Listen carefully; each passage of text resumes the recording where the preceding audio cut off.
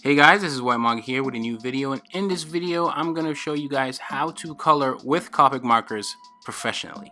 For those curious, I'll leave a link to the video where I show myself doing the pencil work and the line work for this illustration. First things first, usually I like to have a game plan, and once you have a game plan of what you're going to do, it usually helps me with, hitting deadlines or, doing things fast, not rushing, but like being organized moving forward with the game plan and executing.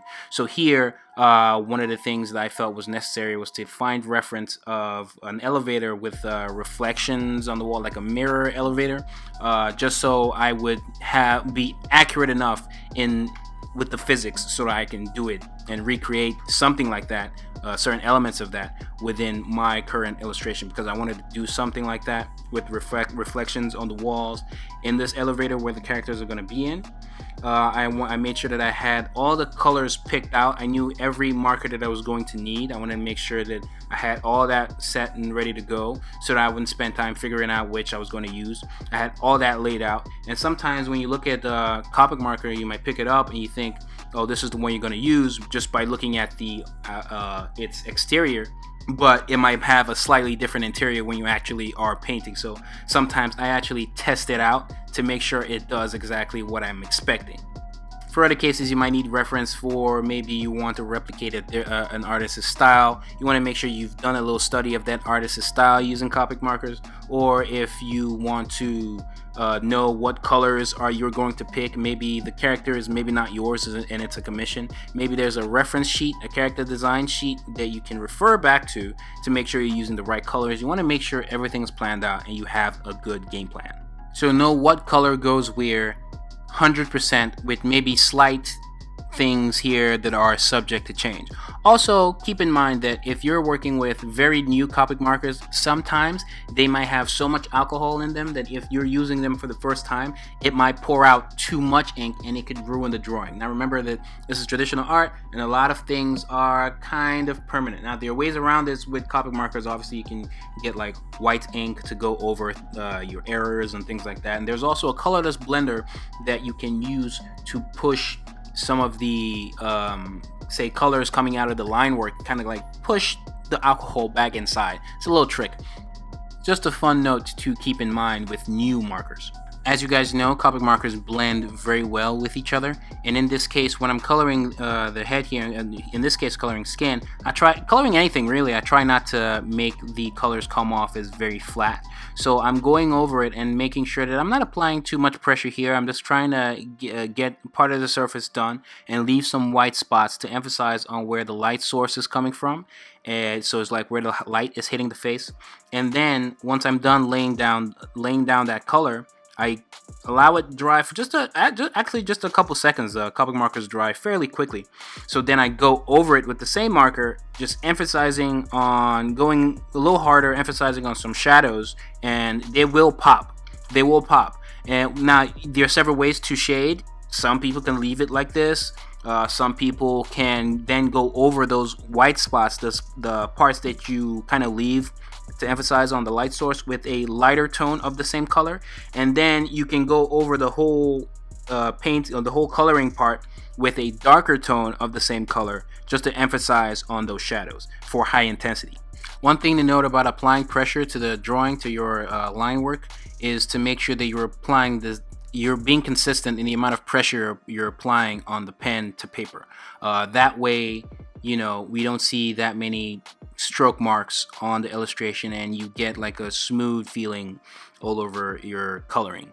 So here, when I was applying that first layer of the skin and leaving the white spots, I was trying to make sure everything was consistent. When you're coloring with Copic markers, you want to make sure you're very patient. If you start rushing, it will show with the strokes. I only change pressure if I want to show more intensity. So like I said, I left it flat, and when I'm going over the same color with the same color, then I'm applying just a little more pressure so that you can differentiate between light and dark. Even though I'm going to go over the illustration, at least going to go over that part with a darker tone of the color, I still want to attempt to do that with the same color. Just keep in mind that regardless of what color the person or clothes or whatever you're coloring is, regardless of what color it is, the colors you use sometimes can depend on where the object or person is being placed, the environment. So if I was in a red room with all that photography stuff, then regardless of whatever color my skin is or my shirt is, there's going to be a lot of red and a lot of like darker shades of red and things like that. So you keep that in mind. But here is, I think, is a well lit elevator, so we're going to see like the, I guess, the default colors of these things more so than anything else, so it's fair enough to stick with the original colors. But then again, even then, sometimes that might affect how you shade them. So sometimes if I color with your default colors, I might actually want to shade with a darker red if they're like in a reddish, if let's say they're in a reddish room but then they have a white light on them. The parts that the white light touches, I might want to color with your default colors, but maybe lighter versions of your default colors. And then the parts that the white light doesn't touch, since they're in a red lit room, those would be redder. So this has to do with a lot of color theory, a lot of color stuff going on. But for this video, we're just going to be focusing more so on the application of the Copic marker. And then I'll give tips here and there where applicable. On human skin, when I'm applying the darker layer with the darker tone of the same color on the skin and, you know, doing the shadows, I always color the top of the lip. In this case, you know, especially with darker toned people, I color the top of the lip and a little under the lip, and, you know, again, keeping in mind where the light source is coming from and just shading accordingly and just putting the darker spots where they should be.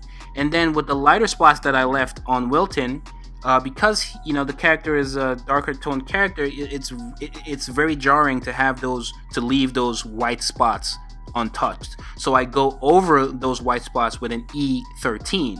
So E13, E15, and E18, they are basically brownish colors that just go lighter as the number gets higher. So 13 is lighter than 15, is lighter than 18, and there's an 11, and there's a 00. So they get darker as the number increases.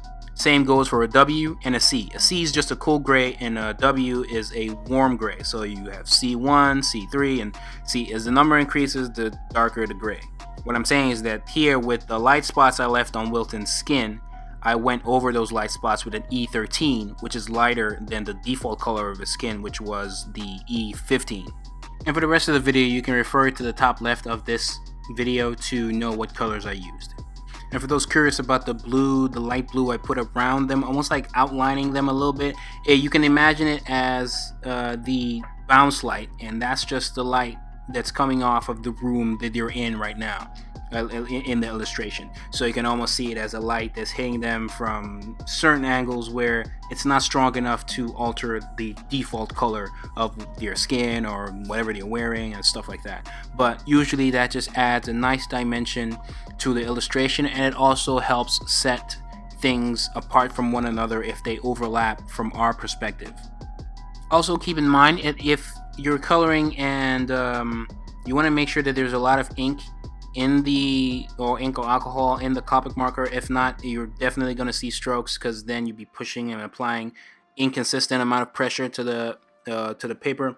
But if you do have a good amount of ink and you're coloring and you're still seeing the strokes, don't be feel free, don't be afraid to go over those illustrations until it looks as consistent as you want it to be. So go over it and over until it looks pretty smooth. As you can see, for things that are white, I still always add some touch of color on them, some touch of either a cool gray or warm gray, depending on the temperature of where they're at. Here, they're in a relatively cool place, so majority of the colors I'm going to use on the whites would be the cool gray. If I do use a warm gray, that would just mean that the actual color of the thing already looks like a warm gray, and that's why I'm using the warm gray. But generally, most things in this cool temperature room, I'll use a cool gray for. And also in this style, for the things that are black, I don't just go over them with ink and just flatten them out as with black. I kind of use the ink like a Pentel inking brush. Again, you can watch me ink this in the other video, but then I leave parts of it, like highlights of it, like the parts where the light is going to hit the most. I leave those blank, and then I go over those with a C5 and above, or a W5 and above, again depending on the temperature. W for warm and C for cool. And I do all this making sure that I'm not going over the bounce light, like the parts that I colored with the bounce light. around the characters. I don't go over that too much. In fact, I'm making a slight effort to make sure that that blends into whatever color it's touching. I definitely don't go over the bounce light, especially with darker colors, because the bounce light in this case is so light, it's just going to overshadow it. If I go over it with like a really dark red, you wouldn't even see the bounce light anymore. And in some cases, the bounce light could be a harsh red. Imagine you're being in a dark place and there's like a red light behind you. So the red light is almost giving the whole body like a red outline, and you wouldn't want the colors to go and interfere with that red. Again, you want to give it like some effort to blend in.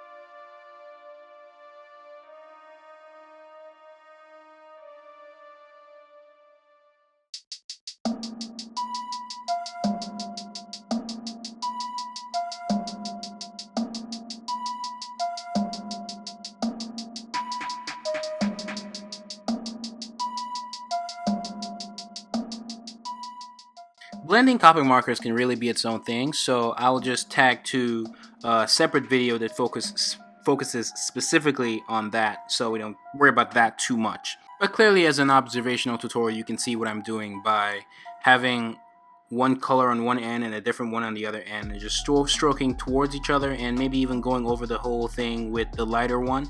And once you go over it and over and over it, you will slowly see as everything kind of blends together.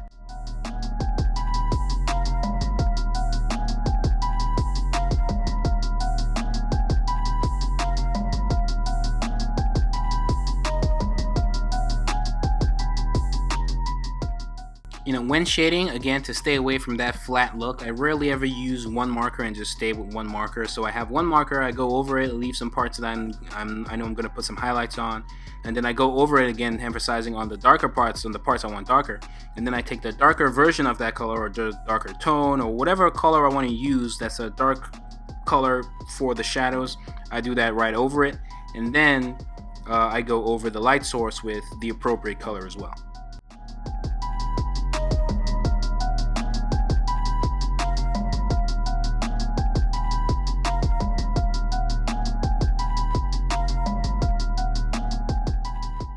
Sometimes the shading techniques and the blending techniques are different depending on the texture of what you're coloring. So as you can see with Wilton's shirt, I gave it more of a gradient feel versus on the green side versus the white side, to show that the green side is almost like a different texture on the shirt. It's a little more shiny. I'm using more colors. You can clearly see the highlights, and I'm just differentiating between the two, and I think it helps the illustration pop out a little more, be a little more realistic. And you kind of want to keep that in mind when you're coloring and shading and blending. All of that is different depending on what you're actually coloring. Another example will be the fur, where there are some cases where you can give the fur a flat look or a flattish feel overall, but there at some point, at least in this style, I'm using strokes, not like tiny strokes, to show texture, to give that feel of actual fur.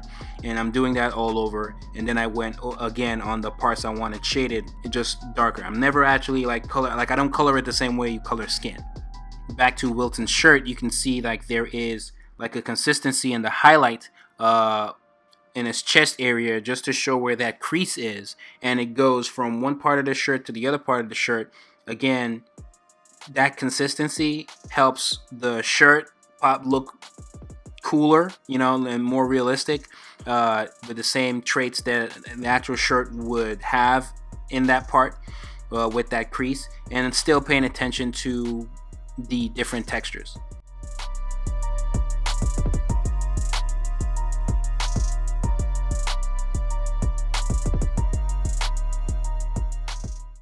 And again, now kind of like going into the background, I used my reference. I try to take little things here and there, study the reference, and apply what I've studied, what I've learned to my current illustration, which is fisheye. It's obviously a different elevator. It's like there's a lot of things that are different.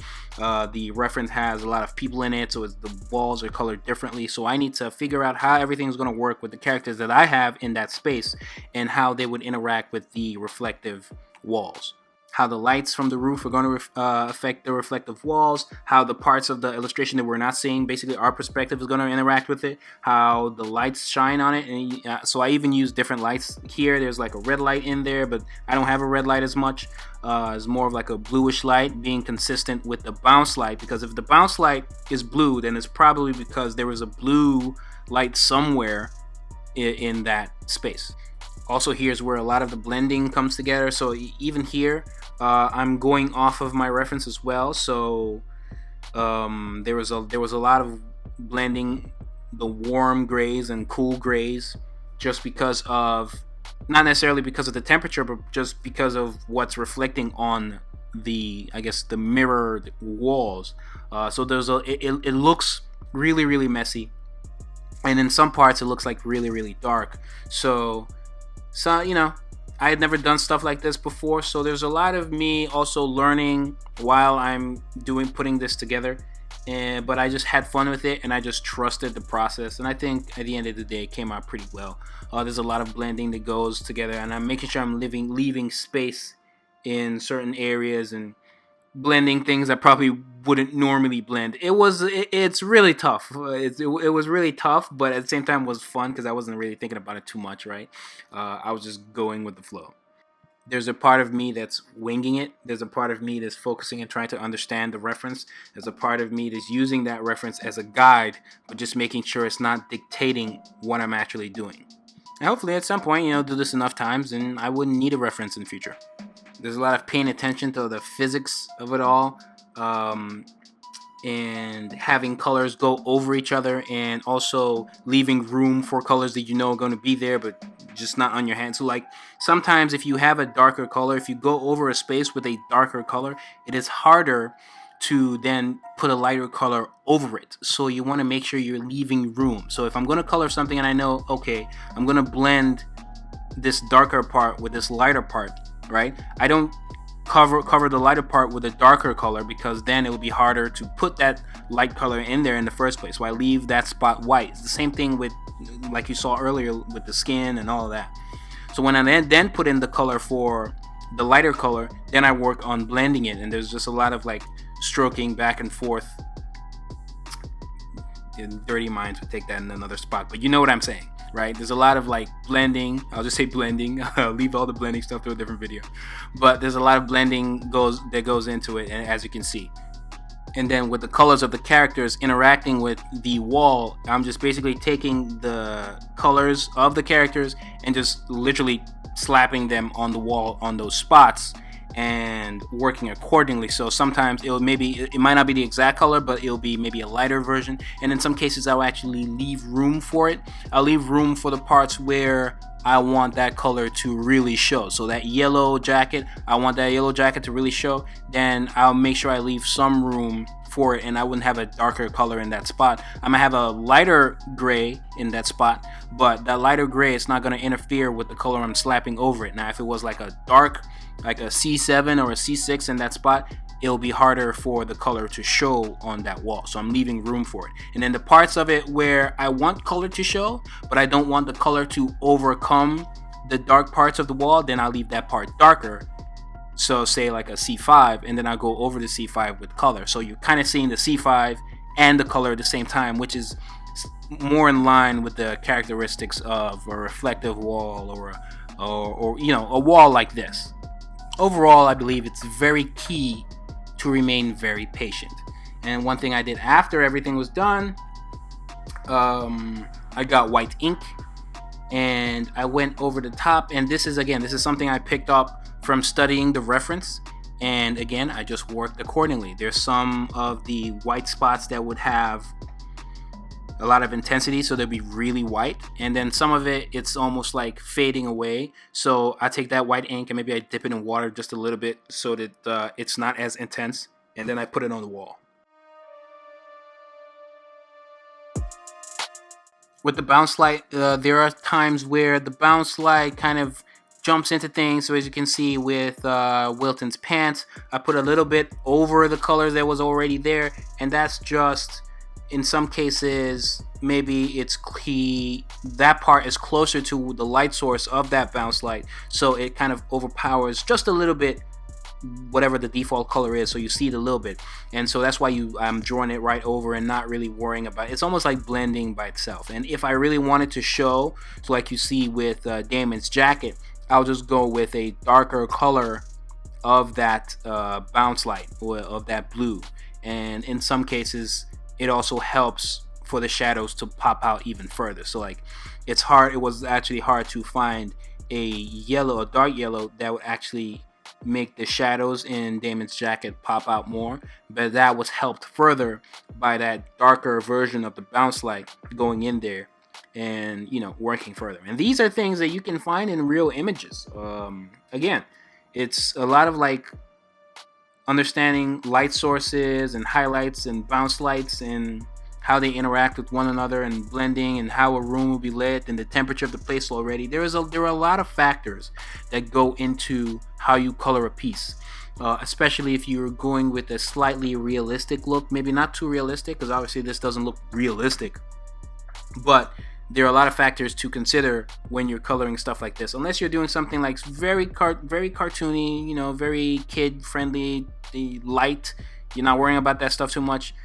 If you want to do something more realistic, which I guess could be still kid stuff, either way, if you're trying to do something a little more realistic, there are a lot of factors, physics, chemistry, blah blah blah, to consider when you're putting all this stuff together. So if you don't get it on the first try, it's something that you will slowly understand with practice, the more hours you put into coloring like this. One of the inspirations for doing a illustration like this, which I think was very challenging, was just looking at how other creators, for instance, the Japanese creator Yusuke Murata, how he does his own work, and it just inspired me to do something like this.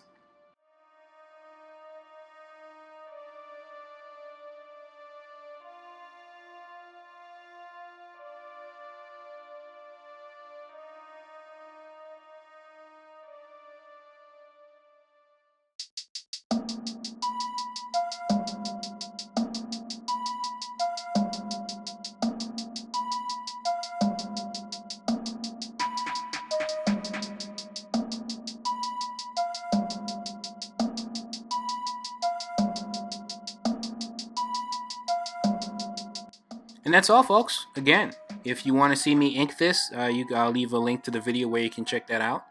I also talk about what the series is, and what the characters are, and the world, and what it's about, and all that. A lot of people have enjoyed that video, so I hope if you're new to this channel, you can check that out. If you're new to this channel, please hit subscribe. Don't forget to hit that bell so you stay notified each time I upload absolutely anything. You can check out the goodies in the comments, not in the comments, in the description, where you can get 2 free months of Skillshare, where you can learn from other professionals in the industry and learn a bunch of stuff. There's like over 15 hours of content that you can learn from, not just about art, about almost anything, cooking, almost anything. And I'll leave a link to where you can get Skillshare in my description using that particular link. For those who don't know me, I'm White Manga, the creator of Apple Black. You can read the first 4 chapters of Apple Black, links to where you can check that out, and the first 2 volumes, altogether 18 chapters of Apple Black. Links to everything you can find in the description, where it's published Saturday AM in the description, Saturday PM, which publishes Bacassi, which are the characters that you see in front of you. Links to everything you could possibly need, including my social media, will be in the description below. Don't forget to subscribe, hit that bell so you stay notified each time I upload absolutely anything. I hope you guys like this Bacassi poster. I increased the contrast of this drawing a little bit after scanning it in. I have a video on scanning in manga or Copic marker illustrations, or just illustrations that I do. I'll leave a link to where you guys can check that out and see what I do when I scan in these drawings. So basically I scan it in, increase the contrast a little bit, and maybe sometimes the brightness. I play around with it in Photoshop with messing around with the selective color or the curves, and you know, that all this stuff is just, to be honest, a different video. And again, if you're interested in stuff like that, I'll leave a link to that. But I have videos that already cover little bits and pieces here and there. So the illustration, the final illustration, has been altered very slightly, and nothing too crazy. And this is what you got. Put the Bacassi logo at the bottom, and I hope you guys enjoyed what you've seen. Thanks for watching. Hope you learned a thing or two. This is White Manga, and I'm out.